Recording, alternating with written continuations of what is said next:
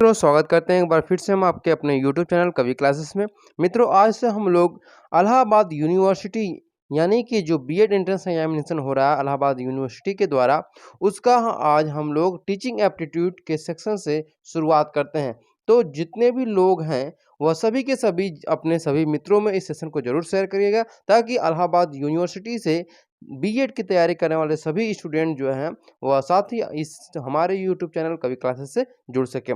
तो चलिए आज शुरू करते हैं हम लोग टीचिंग एप्टीट्यूड के प्रैक्टिस सेट 1 से, जो कि आपके लिए बहुत ही महत्वपूर्ण है, जो कि आपका 20 क्वेश्चन आपके टीचिंग एप्टीट्यूड से पूछा जाता है। ठीक है, तो हम लोग डेली के डेली 20 जो प्रश्न होते हैं उनका एक प्रैक्टिस सेट जरूर हम लोग हल करेंगे। तो चलिए शुरू करते हैं। आज का हमारा पहला प्रश्न है कि अधिकांश छात्र उन शिक्षकों से पढ़ने के इच्छुक होते हैं उससे पहले भी उन्हें पढ़ा चुके हों, जो स्कूल में अति योग्य शिक्षक माने जाते हों, या फिर जो उन्हें प्रभावशाली व्यक्तित्व वाले लगते हों, या फिर जो छात्रों की समस्याएं हल करने में रुचि रखते हों। तो यहाँ पे सही आंसर होगा आपका ऑप्शन नंबर डी, यानी कि जो छात्रों की समस्याएं हल करने में रुचि रखते हैं उनसे जो स्टूडेंट हैं वह क्या करते हैं, बहुत ज़्यादा उनकी इच्छा होती है कि हम भी इस टीचर से पढ़ाई कर सकें। अब आते हैं क्वेश्चन नंबर 2 पे। क्वेश्चन नंबर 2 दिया है कि छात्रों को अच्छा नागरिक बनाने की ट्रेनिंग देने का सबसे बढ़िया उपाय क्या है कि छात्रों को सामाजिक सेवा कार्यक्रमों में शामिल किया जाए, या फिर छात्रों को अधिक नागरिकता से संबंधित कोई नाटक दिखाया जाए, या फिर ऑप्शन नंबर सी छात्रों को अच्छे नागरिक के गुणों व कर्तव्यों के बारे में उपदेश दिए जाए, या फिर ऑप्शन नंबर डी छात्रों को अच्छी नागरिकता के बारे में पुस्तकें पढ़ने को कहा जाए। तो देखिए यहाँ पे मित्रों 4 ऑप्शन दिए गए हैं, और में अगर हम बात करें कि जो उचित आंसर आपका होना चाहिए वह है कि ऑप्शन नंबर ए, यानी कि छात्रों को सामाजिक सेवा कार्यक्रमों में शामिल किया जाए। क्योंकि कहा भी जाता है कि प्रैक्टिकल से ज़्यादा महत्वपूर्ण चीज़ कोई नहीं होती है, क्योंकि प्रैक्टिकल के द्वारा हम लोग कुछ सीखते हैं। तो अगर हमें अच्छा नागरिक बनने की ट्रेनिंग देनी है तो हमें ट्रेनिंग के लिए हमें प्रैक्टिकल चीज़ें करनी बहुत आवश्यक है। इसलिए जो छात्रों की सामाजिक सेवा कार्यक्रमों में भाग अगर शामिल हम लोग करते हैं एज ए टीचर छात्रों को, तो उनको नागरिकता बनाने की ट्रेनिंग में सबसे बढ़िया ये उपाय माना जाएगा। अब बात करते हैं क्वेश्चन नंबर 3 की। क्वेश्चन नंबर 3 है कि प्राथमिक स्तर पर छात्रों को मातृभाषा में पढ़ाना बेहतर होता है, क्योंकि इससे छात्रों की पढ़ाई स्वाभाविक वातावरण में होती है, या फिर आगे चलकर नौकरी मिलने की संभावना बढ़ जाती है, या फिर छात्रों की बुद्धि का तेजी से विकास होता है, या ऑप्शन नंबर डी छात्रों में आत्मविश्वास बढ़ता है। तो इसके लिए जो सही आंसर होगा वह होगा आपका ऑप्शन नंबर ए, यानी कि छात्रों की पढ़ाई स्वाभाविक वातावरण में होती है। और इसी कारण से एनईपी 2020 यानी कि न्यू एजुकेशन पॉलिसी जो आई है उसमें भी यही कहा गया है कि जो छात्रों का मातृभाषा है उसी में पढ़ाई कराया जाए, ताकि जो छात्रों की पढ़ाई का स्वाभाविक वातावरण है वह और अच्छा हो सके। अब बात करते हैं क्वेश्चन नंबर 4 की। क्वेश्चन नंबर 4 है कि आपके साथी शिक्षकों को यह पसंद नहीं कि आप अपने खाली पीरियड में अपने छात्रों के साथ खेलें। आप उनकी जो नाराजगी है को ध्यान में रखते हुए छात्रों के साथ खेलना बंद कर देंगे, या फिर उनकी बात की परवाह नहीं करेंगे, या फिर इस संबंध में प्रधानाध्यापक यानी कि प्रिंसिपल से सलाह करेंगे, या फिर अपने जो मित्र शिक्षक हैं जो जो आपके साथ टीचिंग करते हैं उनको समझाएंगे कि छात्रों के साथ खेलने में कोई भी बुराई नहीं है। तो यहाँ पे सही आंसर होगा आपका ऑप्शन नंबर डी, क्योंकि अगर हम स्टूडेंट के साथ खेलते हैं तो इसमें कोई भी बुराई वाली चीज़ नहीं है। क्योंकि जो अगर स्टूडेंट और टीचर का जो संबंध होता है, अगर हम उनके साथ घुल मिल जाते हैं, एज अ फ्रेंडली उनके साथ व्यवहार करते हैं, लेकिन एक लिमिट में करते हैं, तो उससे क्या होता है कि जो टीचिंग है वह और भी अच्छे से निखर कर आती है। अब बात करते हैं क्वेश्चन नंबर 5 की। क्वेश्चन नंबर 5 है कि छात्रों के चरित्र निर्माण में सबसे अधिक महत्वपूर्ण भूमिका किसकी होती है। इसके लिए 4 ऑप्शन दिए गए, धार्मिक शिक्षा की, या फिर अध्यापक के उपदेशों की, या फिर महापुरुषों की जीवन गाथा पढ़ाने की, या फिर स्वयं अध्यापक के आदर्श चरित्र के। तो इसके लिए सही आंसर होगा आपका ऑप्शन नंबर डी, यानी कि स्वयं अध्यापक के आदर्श चरित्र की यहाँ पे सही आंसर होगा। क्वेश्चन नंबर 6 दिया है कि जो क्लास है, क्लास में अगर छात्रों को नक्शे जो कि हम लोग मानचित्र है, मानचित्र का अध्ययन कराने से, ठीक है, जो मानचित्र है उसका अध्ययन कराने से पहला पाठ पढ़ाते समय उन्हें सबसे पहले क्या सिखाया जाए। तो 4 ऑप्शन दिए गए हैं, नक्शे में दिए गए रंगों का अर्थ, या फिर नक्शे पर खींची गई लाइनें क्या है यह बताने के लिए, या फिर नक्शे का पैमाना समझाने के लिए, या ऑप्शन नंबर डी कि नक्शे में दिशा ज्ञात करने के लिए। तो इसके लिए सही आंसर होगा आपका ऑप्शन नंबर डी, यानी कि नक्शे में दिशा कैसे हमें मालूम करनी है, इसके बारे में हम लोग को पढ़ाने में आसान होता है। तो अब आते हैं क्वेश्चन नंबर 7 पे। क्वेश्चन नंबर 7 है कि यदि कक्षा के अधिकांश बच्चे गृह कार्य करके न लाएं तो शिक्षक को क्या करना चाहिए?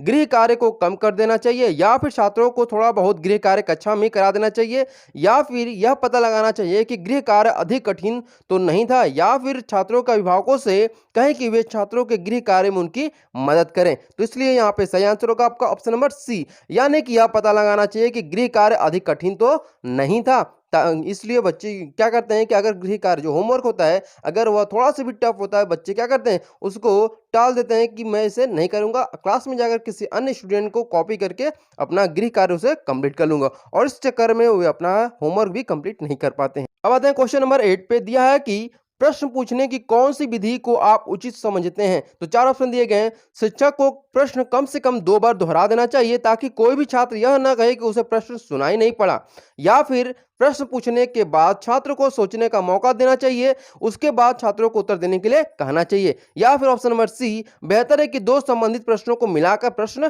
पूछा जाए, या उपरोक्त में से सभी। तो यहाँ पे सही आंसर होगा आपका ऑप्शन नंबर डी, यानी कि ये ऊपर के जो भी option number A B C है यह पूरी तरह से सही आंसर होंगे। तो यहाँ पे हम लोग जो आंसर होगा आपका ऑप्शन नंबर डी सही होगा। क्वेश्चन नंबर 9 है कि विज्ञान का अध्यापक छात्र जो बच्चों के समक्ष कोई प्रयोग कर रहा है और प्रयोग का अपेक्षित परिणाम नहीं निकलता है, ऐसी कंडीशन में अध्यापक को क्या करना चाहिए? जो क्लास के स्टूडेंट हैं उनसे कहना चाहिए कि वह पाठ्य पुस्तक के उस पृष्ठ खोल कर देखें जहां उस प्रयोग की विधि का वर्णन है, यानी एक्सप्लेनेशन है। ऑप्शन नंबर बी है कि उन्हें अध्यापक को क्या करना चाहिए कि वह छात्रों को बताया दें कि प्रयोग सफल नहीं हो पाया है, और अब यानी कि अध्यापक और सभी छात्र मिलकर पता लगाएं कि उसमें कहां और क्या गलती हुई है, या फिर छात्रों को यह नहीं बताना चाहिए कि प्रयोग असफल हो गया है और वह प्रयोग फिर से करना चाहिए, या फिर ऑप्शन नंबर डी, छात्रों से कहना चाहिए कि वे अगले दिन उस प्रयोग को पढ़कर आएं और तब प्रयोग फिर से किया जाएगा। तो यहाँ पे क्वेश्चन नंबर 9 का ऑप्शन नंबर बी जो है वह बिल्कुल सही होगा कि अध्यापक को उस कंडीशन में छात्रों को बता देना चाहिए कि प्रयोग सफल नहीं हो पाया है, और सभी के सभी जो भी हैं, चाहे स्टूडेंट हो या टीचर हो, उनको मिल करके यह पता लगाना चाहिए कि उस प्रयोग में, यानी उस जो हमारा प्रयोग है उसमें कहाँ पे गलती हुई है और क्या क्या उसमें सुधार हो सकता है। अब बात करते हैं क्वेश्चन नंबर 10 की। क्वेश्चन नंबर 10 है कि छात्रों को बहुत अधिक कठोर सजा देने से इनके माँ बाप प्रधानाध्यापक से शिकायत करने आ जाते हैं। स्कूल में अनुशासन अच्छा रहता है, छात्र स्कूल छोड़कर दूसरे स्कूल में चले जाते हैं, और ऑप्शन नंबर डी है कि छात्रों के मन में स्कूल के प्रति उग्र प्रतिक्रिया पैदा हो जाती है। तो इसलिए यहाँ पे सही आंसर होगा आपका ऑप्शन नंबर डी, यानी कि छात्रों को बहुत अधिक कठोर सजा नहीं देनी चाहिए, यानी कि छात्रों को बहुत अत्यधिक मात्रा में नहीं मारना चाहिए, वरना आज के स्टूडेंट ऐसे हैं कि टीचर को भी उल्टा मार देंगे। तो इसलिए जितना हो सके एज अ टीचर आप स्टूडेंट को मारने से बचें।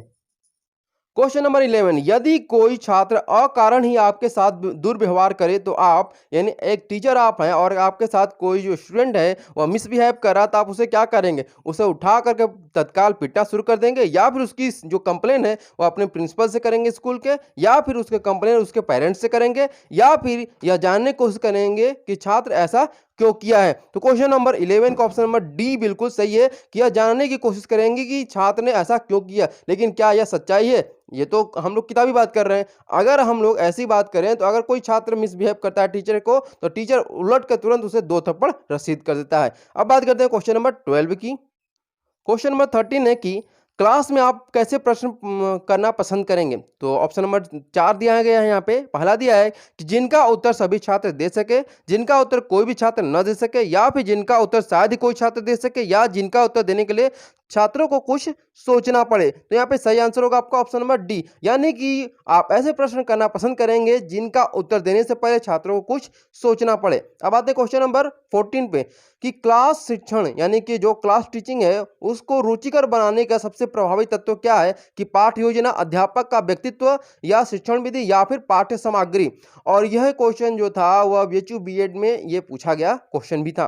तो यहाँ पे 4 ऑप्शन दिए गए और इन चारों में सही आंसर है आपका ऑप्शन नंबर सी, यानी कि शिक्षण विधि यहाँ पे सही आंसर है। अब बात करते हैं क्वेश्चन नंबर 15 की कि बोल बोल कर पढ़ने का लाभ यह है कि उसे अन्य छात्र भी सुन सकते हैं, उसे अध्यापक भी सुन सकते हैं, वह खूब समझ में आता है और यह याद हो जाता है। तो क्वेश्चन नंबर 15 का सही आंसर होगा आपका ऑप्शन नंबर डी, यानी यह याद हो जाता है।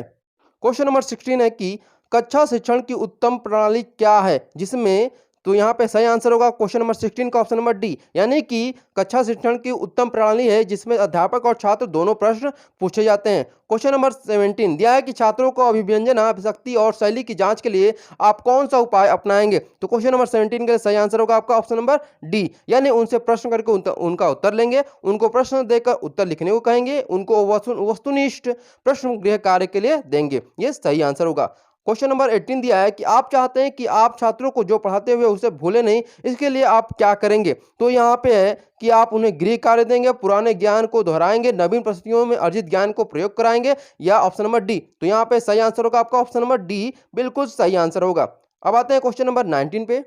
क्वेश्चन नंबर 19 है कि जो छात्र पढ़ने में कुछ कमजोर हो उनके प्रति आप क्या दृष्टिकोण रखेंगे, उपेक्षाकृत, कठोर, दया का, या फिर सहानुभूति। तो क्वेश्चन नंबर 19 का सही आंसर होगा आपका ऑप्शन नंबर डी, यानी सहानुभूति का यहां पर आप दृष्टिकोण रखेंगे। क्वेश्चन नंबर 20 का दिया है कि प्रयोग विधि से छात्र करके सीखते हैं, छात्र देखकर सीखते हैं, छात्र अनुभव करके सीखते हैं, या फिर उपरोक्त सभी। तो क्वेश्चन नंबर 20 के लिए सही आंसर होगा कि ऑप्शन नंबर डी, यानी कि उपरोक्त सभी, यानी छात्र करके सीखते हैं, छात्र देखकर सीखते हैं, या फिर छात्र अनुभव करके सीखते हैं। आई होप आप लोग को आज का सेशन अच्छा लगा होगा। अगर आपको आज का सेशन अच्छा लगे तो जरूर हमारे यूट्यूब चैनल को सब्सक्राइब करिए और लाइक करिए और सभी के बीच में शेयर करना ना भूलिए। Thank you so much for watching this video.